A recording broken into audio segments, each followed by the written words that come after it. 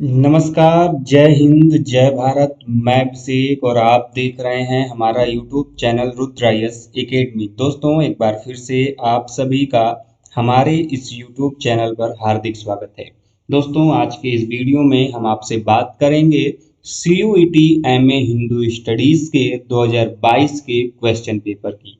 दोस्तों, हम लोगों ने पिछले दो वीडियो में CUET MA हिंदू स्टडीज का दोस्तों जो MA हिंदू स्टडीज का पोर्शन था, जैसा कि आप सभी लोग जानते हैं दोस्तों, प्रत्येक दोस्तों पेपर में इस बार CUET ने दोस्तों जो कि पीजी के पेपर थे उनमें से कुल 100 प्रश्न थे, जिनमें से 25 प्रश्न दोस्तों जो थे आपके जनरल अवेयरनेस के थे और दोस्तों जो 75 क्वेश्चन थे दोस्तों ये आपके सब्जेक्ट से रिलेटेड थे। तो दोस्तों ये जो 75 क्वेश्चन है जो कि आपके सब्जेक्ट से रिलेटेड है, हमने उसकी चर्चा उसको जो सॉल्व करने की कोशिश शुरू कर दिया था और उसी क्रम में दोस्तों हम लोगों ने पहले वीडियो में 10 फिर दूसरे वीडियो में दोस्तों 10 प्रमुख प्रश्नों को चर्चा कर लिया है।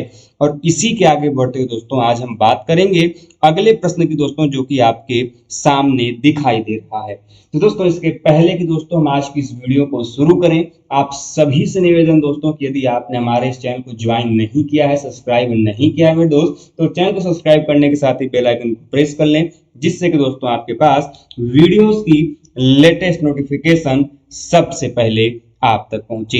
और दोस्तों मैं ये भी बता दूं कि वे छात्र जो कि इस MA हिंदू स्टडीज के प्रोग्राम में कोर्स में जुड़ना चाहते दोस्तों, तो हमारे चैनल के नंबर पर दोस्तों मैसेज करके कॉल करके जो ये कोर्स चलाया जा रहा है MA हिंदू स्टडीज CUET 2023 के लिए, जिसमें आपको e notes, material, guidelines, mock test, previous year question paper का सॉल्यूशन, आपकी क्लासेस चाहे वो रिकॉर्डिंग मोड में हो, लाइव मोड में हो, सभी कुछ क्लासेस दोस्तों 1 नवंबर से ये शुरू की जा चुकी हैं। तो दोस्तों यदि आप भी चाहते हैं दोस्तों इस क्लास को ज्वाइन करना, तो दोस्तों आप हमारे नंबर पर कॉल करके उसके संबंधित जो भी जानकारी है आप उसको ले सकते हैं। फिलहाल दोस्तों हम लोग चलते हैं अपने प्रश्नों की तरफ। आज का सबसे पहला प्रश्न दोस्तों आपके सामने है कि हु कंपोज्ड द ब्रह्म सूत्र गोविंद भाष्यम। मतलब दोस्तों कि ये जो ब्रह्म सूत्र गोविंद भाष्यम है इसकी रचना किसके द्वारा की गई।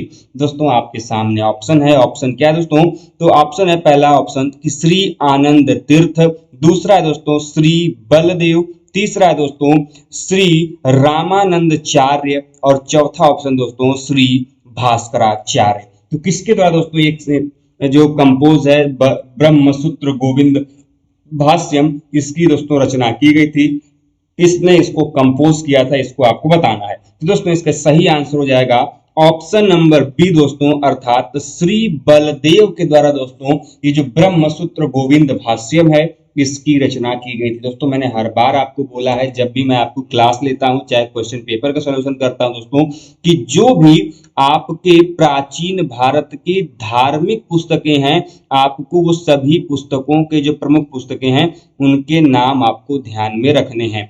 चाहे वो आपका कोई वेद हो, उपनिषद हो, पुराण हो, कोई ऐसा ऐतिहासिक ग्रंथ हो जो कि धर्म के बारे में किसी न किसी रूप में आपकी चर्चा करता हो, वैसे ग्रंथों को आपको बात करना है।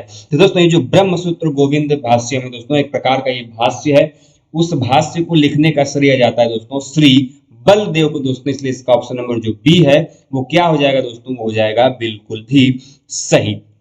आगे चलते हैं दोस्तों, अगला प्रश्न आपके सामने है। प्रश्न क्या है दोस्तों कि कुमारिल भट्ट किससे संबंधित है? Kumarila Bhatt is associated with. तो दोस्तों आपके सामने ऑप्शन है मीमांसा दर्शन से संबंधित हैं, कि वेदांत दर्शन से संबंधित हैं, कि दोस्तों भेदाभेद दर्शन से संबंधित हैं, कि दोस्तों शुद्धाद्वैत दर्शन से संबंधित है।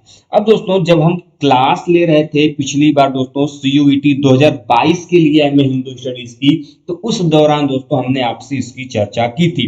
कुमारिल भट्ट का दोस्तों वहां पर जिक्र आया था आपसे कि यह किस चीज के लिए फेमस है, आखिर इनका देन क्या है। तो दोस्तों जो कुमारिल भट्ट हैं इन्होंने दोस्तों जो मीमांसा फिलॉसफी है जिसको हम लोग मीमांसा दर्शन कहते हैं, इनका संबंध इन्हीं से जोड़ा जाता है।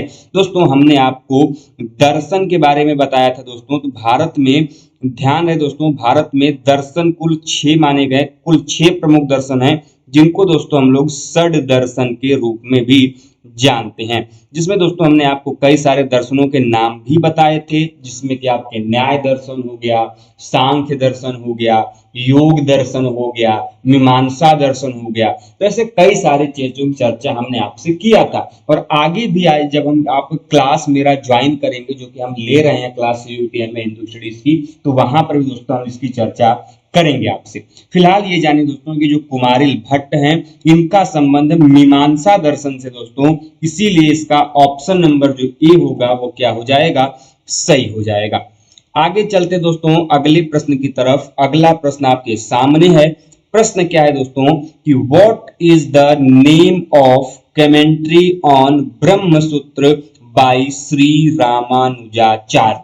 कमेंट्री का मतलब होता है दोस्तों, यदि हम हिंदी में पढ़ें तो आपने सुना होगा टीका, टीका, ठीक है दोस्तों। तो ब्रह्म सूत्र के ऊपर जो रामानुजाचार्य के द्वारा जो टीका लिखी गई, उसका नाम क्या है, ये आपको बताना है। तो दोस्तों आपके सामने ऑप्शन है। ऑप्शन क्या है दोस्तों, तो पहला ऑप्शन है आनंद भाष्य, दूसरा है दोस्तों श्री भाष्य, चौथा ऑप्शन दोस्तों अनुभाष्य, और तीसरा ऑप्शन है अनुभाष्य, और चौथा ऑप्शन दोस्तों गोविंद भाष्य। तो इसका सही आंसर क्या होगा दोस्तों, वो आपको बताना है। तो दोस्तों जो श्री रामानुजाचार्य के द्वारा दोस्तों जो ब्रह्मसूत्र के ऊपर टीका लिखा गया दोस्तों, इसको उन्होंने किस रूप में लिखा है दोस्तों, उसका नाम क्या है दोस्तों, तो उसका नाम है ऑप्शन नंबर बी, अर्थात दोस्तों श्री भाष्य। जी दोस्तों, श्री भाष्य जो है दोस्तों, उन्होंने यह टीका लिखा था। किसके द्वारा लिखा गया था दोस्तों, श्री रामानुजाचार्य के द्वारा।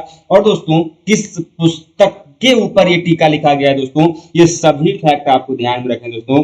तो ब्रह्मसूत्र जो पुस्तक है दोस्तों, इसके ऊपर ये टीका लिखा गया था। तो आपने यहाँ से 3 प्रकार के प्रश्न बन सकते हैं घुमा फिरा के। कि पहला प्रश्न तो ये, जैसा कि आप देख ही पा रहे हैं कि ब्रह्मसूत्र के ऊपर रामानुजाचार्य ने कौन सी टीका लिखी थी, तो आप सभी जानते हैं श्री भाष्य।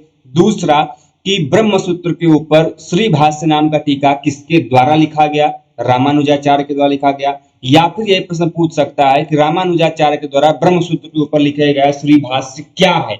ध्यान रहे, तो एक प्रकार की टीका है, एक प्रकार की कमेंट्री है। तो इस प्रकार के सभी प्रश्न आपको सभी एंगल से पढ़ने पड़ेंगे और जानने और समझना पड़ेगा।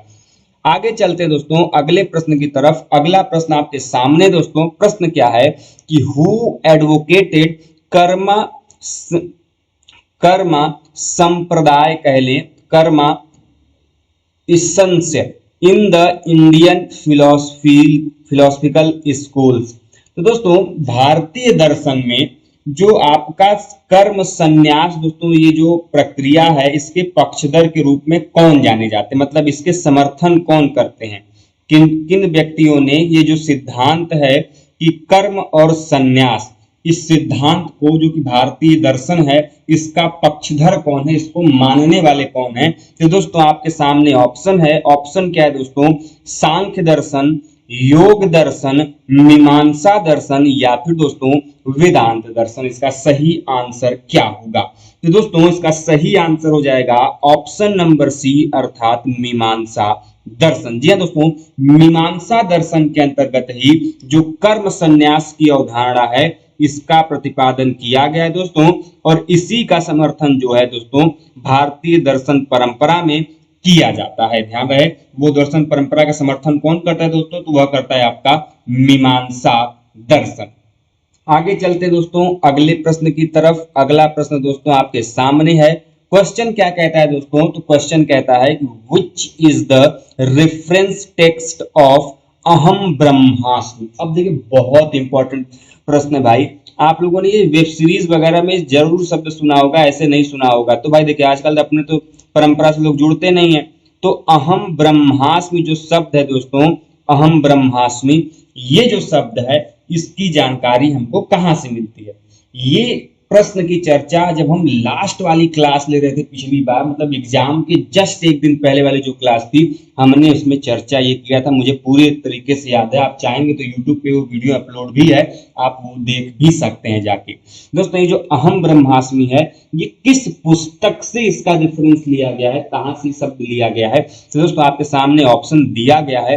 पहला ऑप्शन दोस्तों श्वेता श्वेतोरोपनिषद दोस्तों है, दूसरा है कठोपनिषद, तीसरा ऑप्शन दोस्तों केन उपनिषद, चौथा ऑप्शन दोस्तों बृहदारण्यक उपनिषद। इसका सही आंसर क्या होगा दोस्तों? तो इसका सही आंसर हो जाएगा, जैसे मैंने कि पिछली बार भी बताया था कि दोस्तों जो बृहदारण्यक उपनिषद है दोस्तों, इस बृहदारण्यक उपनिषद से ही दोस्तों हमको जो ये अहम ब्रह्मास्मि शब्द है दोस्तों, मैं ही ब्रह्म हूं, बोलते हैं ना कृष्ण भगवान की, मैं ही ब्रह्म हूं, तो ईश्वर ही ब्रह्म है।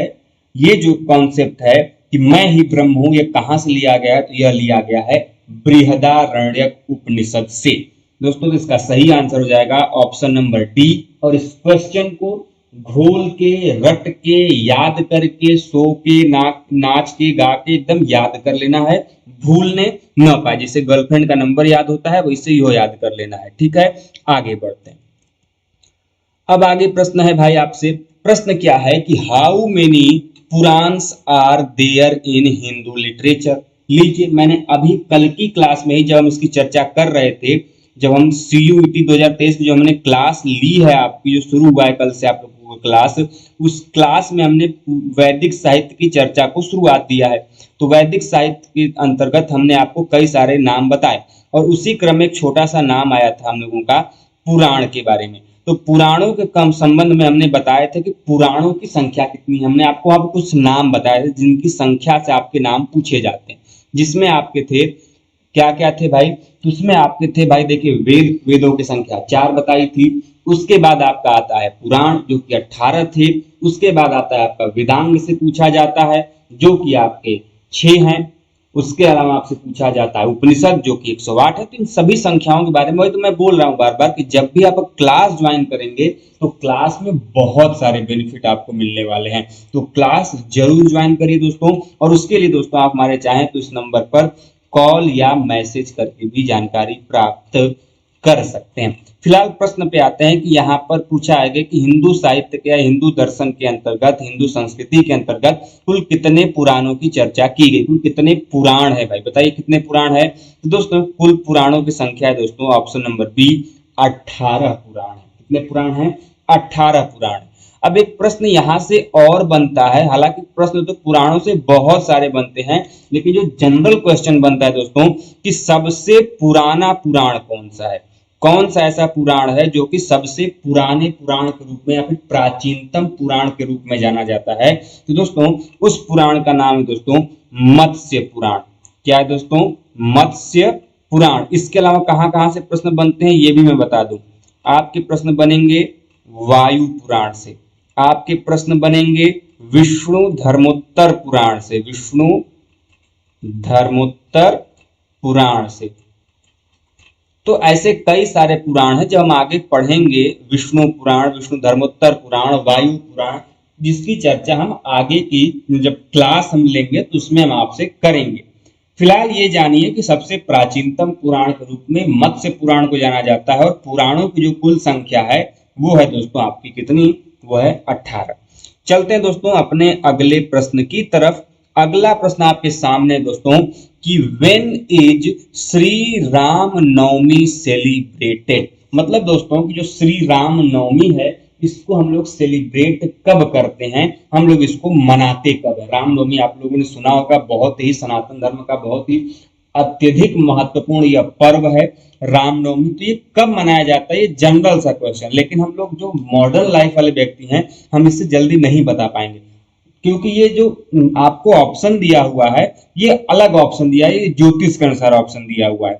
तो अब आपको बताना है, ऑप्शन यहाँ पे दिया गया है कि on the 9th day of Chaitra Shukla Paksha. मतलब आप सभी लोग जानते हैं एक कृष्ण पक्ष होता है, एक शुक्ल पक्ष होता है। तो यहाँ पर ऑप्शन दिया गया है कि पहला ऑप्शन है कि चैत्र शुक्ल पक्ष के 9वें दिन होता है, पहला ऑप्शन। दूसरा दिया है on the 9th day of Vaishakha Shukla Paksha, तो विशाख शुक्ल पक्ष के 9वें दिन होता है।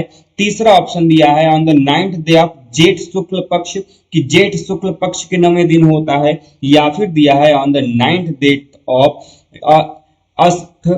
अष्ट शुक्ल पक्ष। तो किसमें होता है ये आपको बताना है। तो दोस्तों इसका सही आंसर क्या हो जाएगा? इसका सही आंसर हो जाएगा दोस्तों ऑप्शन नंबर ए, अर्थात दोस्तों जो चैत्र शुक्ल पक्ष होता है उसके 9वें दिन जो है दोस्तों ये रामनवमी मनाया जाता है। चैत्र शुक्ल पक्ष जो होता है दोस्तों इसके 9वें दिन जो है दोस्तों हम लोग क्या सेलिब्रेट करते हैं दोस्तों? हम लोग मनाते हैं राम नवमी मनाते हैं। ठीक है, रामनवमी। ठीक है, अब देखिए भाई पक्ष की बात कर रहे हैं तो दो पक्ष होते हैं, एक कृष्ण पक्ष होता है, एक आपका शुक्ल पक्ष होता है, जिसकी चर्चा यदि हमको आवश्यक लगेगी तो आपसे क्लास में हम अवश्य करेंगे। फिलहाल बढ़ते हैं दोस्तों हम लोग आगे की तरफ। अगला प्रश्न दोस्तों आपके सामने है। प्रश्न क्या है दोस्तों कि what is the name of king Dasharatha's daughter? मतलब दोस्तों कि दशरथ की पुत्री का नाम क्या था? आप सभी लोग जानते हैं राजा दशरथ का नाम आप सभी ने सुना होगा, उनकी पुत्री का नाम बताना है। अब एक चीज जानिए, यहां पर जल्दीबाजी में गलती मत करिएगा, जनक नहीं पूछ रहा है। यहाँ पर आपने दशरथ के पुत्रों के नाम जाने होंगे जो कि 4 भाई थे, आप सभी लोग जानते हैं, राम, लक्ष्मण, भरत और शत्रुघ्न। लेकिन यहाँ पर ये नहीं पूछ रहा है आपसे, ये पूछ रहा है कि दशरथ जो राजा दशरथ जी थे उनके पुत्री का नाम क्या है। अब काम गड़बड़ हो जाएगा। अभी तक तो नाम तो सुना था, चारों भाइयों के नाम पता है, हमारे भगवान प्रभु श्री राम पता है हमको, लेकिन उनकी बहन कौन है काम गड़बड़, नहीं पता। तो आपके सामने मैं ऑप्शन दे रहा हूं, बताइए भाई। ऑप्शन है शांता, दूसरा ऑप्शन है श्रीनिधि, तीसरा ऑप्शन है सिंधुजा और चौथा ऑप्शन है अर्पणा। इसका सही आंसर क्या होगा दोस्तों, ये आपको बताना है। तो दोस्तों इसका सही आंसर आपके सामने ऑप्शन दिए गए हैं, शांता, श्रीनिधि, सिंधुजा और चौथा ऑप्शन दिया है अर्पणा। बताइए भाई इसका सही आंसर क्या होगा? चलिए कोई बात नहीं, मैं बता देता हूं, ऑप्शन नंबर ए अर्थात शांता। जी हाँ दोस्तों, दशरथ की पुत्री का जो नाम था दोस्तों वो क्या था? वो था दोस्तों शांता। जी हाँ दोस्तों, शांता जो है दशरथ की पुत्री के नाम के रूप में जाना जाता है। इसका सही आंसर हो जाएगा ऑप्शन नंबर ए। आगे चलते हैं अगले प्रश्न की तरफ। अगला प्रश्न आपके सामने है। प्रश्न क्या है कि who was the mother of Ved Vyas? Ved Vyas के माता का नाम क्या था, यह आपको बताना है। तो वेद व्यास जो है उनकी माता का नाम आपको बताना है। ये वही वेद व्यास हैं जिन्होंने जो वेद है उनका संकलन किया था। 2 शब्द हैं मेरे भाई, बार बार मैं कल की क्लास में भी मैंने इनकी चर्चा की थी कि वेद को लेके 2 चीजें पूछी जाती हैं। एक पूछा जाता है रचनाकार, यदि वेद की रचनाकार पूछेगा तो आपका, आप सभी लोग जल्दी से वेद व्यास लिख के चले आते हो। ध्यान रहे मेरे दोस्त, वेदों के रचनाकार वेद व्यास नहीं है, उनको अपौरुषेय कहा जाता है। क्या कहा जाता है? अपौरुषेय। और संकलन करता जब पूछेगा तब आप बोलोगे कि वेदों के संकलन करता कौन है? वेद व्यास है। और इन्हीं वेद व्यास का माता का नाम यहाँ से आपसे पूछा जा रहा है। तो आपके सामने ऑप्शन दिया गया है, option number A Sita, option number B Tara, option number C Satyavati और ऑप्शन नंबर डी उर्मिला। बताइए भाई इसका सही आंसर क्या होगा, बताएं। जी हाँ, इसका सही आंसर होगा ऑप्शन नंबर सी सत्यवती। जी हाँ दोस्तों, सत्यवती ने क्या किया था दोस्तों कि ये जो आपका माता के रूप में जाने जाती हैं, जो वेद व्यास हैं उनकी माता के रूप में ये वही वेद व्यास हैं जिन्होंने वेदों का संकलन किया है। 4 वेद हैं आप सभी लोग जानते हैं, ऋग्वेद, सामवेद, यजुर्वेद और अथर्ववेद, जिनमें से दोस्तों जो ऋग्वेद है ये सबसे प्राचीनतम अर्थात सबसे पुराने वेद के रूप में जाना जाता है। वहीं पर दोस्तों जो सबसे नए वेद के रूप में जाना जाता है वह जाना जाता है दोस्तों आपका अथर्ववेद। और ध्यान रहे वेदों से यहीं से प्रश्न नहीं रुकेंगे, ये भी पूछा जाएगा कि निम्नलिखित में से किसे वेद त्रयी कहा गया है? वेद त्रयी, वेद त्रयी अथर्ववेद को छोड़ के बाकी जो 3 वेद बचे, जिसमें आपके ऋग्वेद, सामवेद, यजुर्वेद हुए, इन तीनों वेदों को एक साथ सम्मिलित रूप में वेद त्रयी कहा गया है। खैर आगे चलते दोस्तों, प्रश्न आपके सामने है कि how many sargas does the Ramayan has? मतलब रामायण के अंतर्गत कुल कितने सर्ग विद्यमान हैं यह आपको बताने हैं। तो रामायण जैसे कि हमने आपको बताया था 2 चीजें हैं भाई, इस प्रश्न की चर्चा से पहले ध्यान रखिएगा। एक है पहली बात तो रामायण जो कि ओरिजिनल है, फिर आता है आपका रामचरितमानस जो हम लोग के घर में पाठ होता है, हम लोग बोलते हैं कि रामायण का पाठ है, ध्यान रहे वो रामचरितमानस का पाठ होता है सामान्यतः। रामायण संस्कृत भाषा में है, रामचरितमानस अवधी भाषा में है, दोनों चीजें अलग अलग है, ध्यान से समझिएगा। जो रामायण है इसको महर्षि वाल्मीकि जी ने लिखा है, महर्षि वाल्मीकि जी ने लिखा है। और जो रामचरितमानस है इसको किसने लिखा है? गोस्वामी तुलसीदास जी ने, गोस्वामी तुलसीदास जी ने। ठीक है, दोनों चीजें आपको ध्यान में रखनी। खैर प्रश्न आपसे ये पूछ रहा है कि ये जो रामायण है, ये वाला जो रामायण, इसके अंतर्गत कुल कितने सर्ग हैं आपको ये बताने हैं। तो आपके सामने ऑप्शन दिया गया है, option A 300, option B 400, option C 500, option D 600। तो कुल कितने सर्ग हैं रामायण के अंतर्गत यह आपको बताने हैं। तो इसका सही आंसर हो जाएगा दोस्तों ऑप्शन नंबर सी अर्थात 500। जी हाँ दोस्तों, रामायण के अंतर्गत सर्गों की जो कुल संख्या है दोस्तों वो कितनी है? वह कुल 5 सर्ग जो है वहां पर विद्यमान है। आगे चलते हैं दोस्तों अगले प्रश्न की तरफ। अगला प्रश्न क्या है दोस्तों, यह आपको बताना है इसका आंसर। प्रश्न यह है कि in which state the Gangaur festival is celebrated. दोस्तों जो गणगौर पर्व है ये कहां पर मनाया जाता है, किस स्टेट में, यह आपको बताना है। बहुत ही फेमस पर्व है दोस्तों, गणगौर पर्व कहां पर मनाया जाता है। दोस्तों आपके सामने ऑप्शन दिया हुआ है, उत्तर प्रदेश जिसको हम लोग शॉर्ट फॉर्म में यूपी कहते हैं, दूसरा कर्नाटक, तीसरा राजस्थान और चौथा हिमाचल प्रदेश। तो इसका सही आंसर क्या होगा ये आपको बताना है दोस्तों। तो इसका सही आंसर हो जाएगा ऑप्शन नंबर सी अर्थात राजस्थान। जी दोस्तों, राजस्थान के क्षेत्र में जो है दोस्तों ये गंगौर जो पर्व है दोस्तों, गणगौर पर्व जो है दोस्तों वहां पर सेलिब्रेट किया जाता है, इसलिए इसका ऑप्शन नंबर जो सी है वो ध्यान में रखेंगे। अब एक चीज और जान लीजिए जाते जाते कि दोस्तों आपके एग्जाम में धर्म को लेकर जो महत्वपूर्ण पर्व है जो कि अलग अलग राज्यों में मनाए जाते हैं वो आपको दिमाग में उनका ध्यान होना चाहिए। एक चीज और जान लीजिए दोस्तों कि हर कुछ संभव नहीं है आपको बता पाना, आपको अपने से भी कुछ चीजों को ध्यान में रखना पड़ेगा। जैसे कि कौन से राज्य का कौन सा त्योहार बहुत फेमस है, जैसे लोसांग उत्सव पूछा जाता है आप लोगों से, ठीक है। उसके अलावा आपसे बिहू आपने नृत्य सुना होगा। तो ऐसे कई सारे क्वेश्चन जो आपको ध्यान में रखने पड़ेंगे अपने से भी। आगे बढ़ते हैं दोस्तों अगले प्रश्न की तरफ। अगला प्रश्न आपके सामने है। प्रश्न क्या है कि the Kumbh festival is not held at.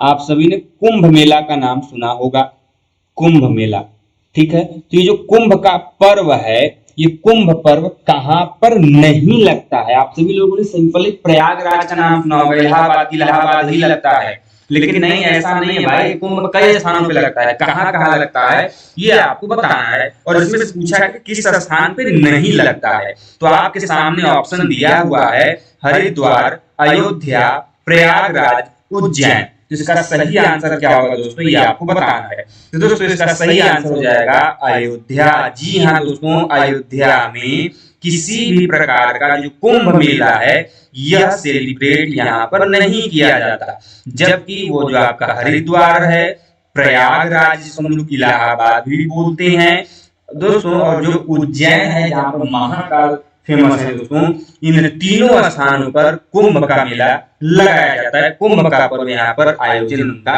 किया जाता है। तो इसीलिए इसका सही आंसर हो जाएगा कि जो अयोध्या क्षेत्र है वहां पर कुंभ मेला नहीं लगता। आगे चलते हैं दोस्तों अगले प्रश्न की तरफ। अगला प्रश्न आपके सामने है। प्रश्न क्या है दोस्तों कि विच holy city is called Avimukta. कौन सी ऐसी तीर्थ नगरी है, कौन सा ऐसा तीर्थ स्थल है जिसको कि हम लोग अविमुक्त तीर्थ स्थल के रूप में जानते हैं, या फिर उसका नाम अविमुक्त पड़ा हुआ है। आपके सामने ऑप्शन है दोस्तों, option number A Mathura, option number B Kashi, option number C Kanchi, option number D Dwaravati.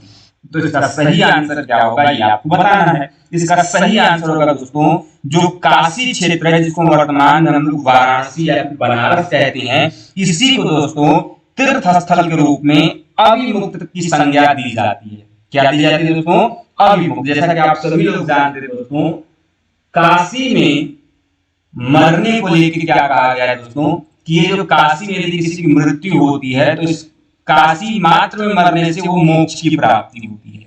इसीलिए जो क्षेत्र है काफी फेमस है, विद्वानों को लेकर बहुत फेमस है ये क्षेत्र कि काशी के विद्वान फेमस है। यहाँ पर एक प्रतिष्ठित विश्वविद्यालय भी आप सभी लोग जानते हैं, काशी हिंदू विश्वविद्यालय, जिसकी रैंकिंग सेंट्रल यूनिवर्सिटी में इंडिया में काफी अच्छी रहती है, सेकेंड या थर्ड रैंकिंग पूरे ऑल ओवर इंडिया में रहती है।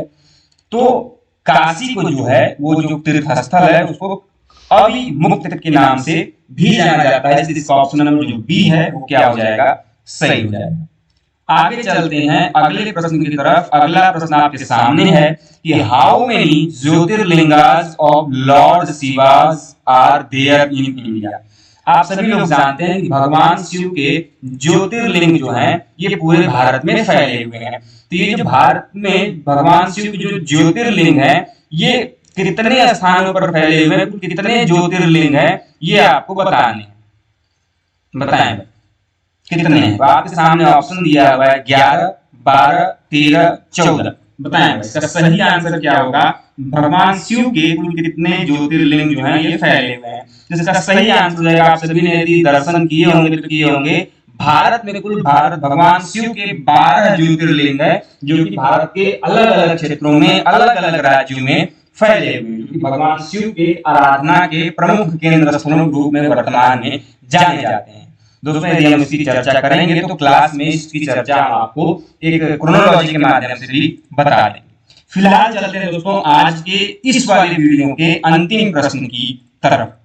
प्रश्न क्या है दोस्तों आज का अंतिम आपके सामने है दोस्तों कि how many mathas are established by Shri Shankaracharya. ये भी प्रश्न हमने आपके क्लास की जो अंतिम वीडियो थी उसमें बताई थी। शंकराचार्य के बारे में हमने आपको बताया था कि शंकराचार्य ने कई सारे मठों की स्थापना की थी। तो कितने मठों की स्थापना की थी यही प्रश्न आपसे पूछा है। ऑप्शन आपके सामने 2, 3, 4, 5। इसका सही आंसर क्या होगा दोस्तों ये आपको बताना है। तो ऑप्शन सी जो है दोस्तों कि जो शंकराचार्य थे दोस्तों जिन्होंने अद्वैतवाद का दर्शन दिया था, हमने कल की क्लास में इसकी चर्चा की हुई थी आपसे दोस्तों। ये जो अद्वैतवाद का दर्शन इन्होंने दिया था और इन्हीं के द्वारा दोस्तों जो है पूरे भारत में 4 जो मठ है इनकी स्थापना इनके द्वारा किया गया था। इसलिए इसका ऑप्शन नंबर जो सी है वो क्या हो जाएगा? सही हो जाएगा। दोस्तों हमने इस प्रकार से आज की इस वीडियो में अन्य 15 प्रमुख प्रश्नों की चर्चा की जो कि सीयूईटी 2022 की प्रीवियस क्वेश्चन पेपर की थी।